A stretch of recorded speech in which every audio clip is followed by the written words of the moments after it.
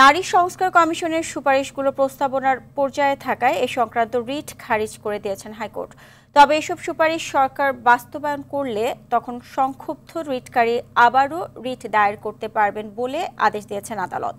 কয়েকটি পর্যবেক্ষণ দিয়ে বিচারপতি ফাতেমা নজিব ও বিচারপতি শিকদার মাহমুদুর রাজীব হাইকোর্ট বেঞ্চ এ আদেশ দেন। গত 4 মে সুপ্রিম কোর্টের আইনজীবী রওশন আলীর দায়ের করা রিটে কমিশনের কয়েকটি ধারার সুপারিশগুলো কেন বেআইনিভাবে প্রণীত এবং আইনগত কার্যকারিতা বহির্ভূত ঘোষণা করা হবে না তা জানতে চাওয়া হয়। বিবাদী করা হয় সংশ্লিষ্ট 3টি মন্ত্রণালয় ও নারী সংস্কার কমিশনের চেয়ারম্যানকে।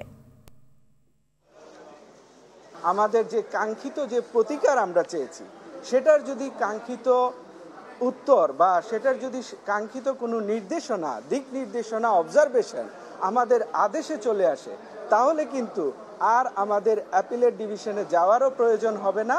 আমরা এই আদেশেই সন্তুষ্ট।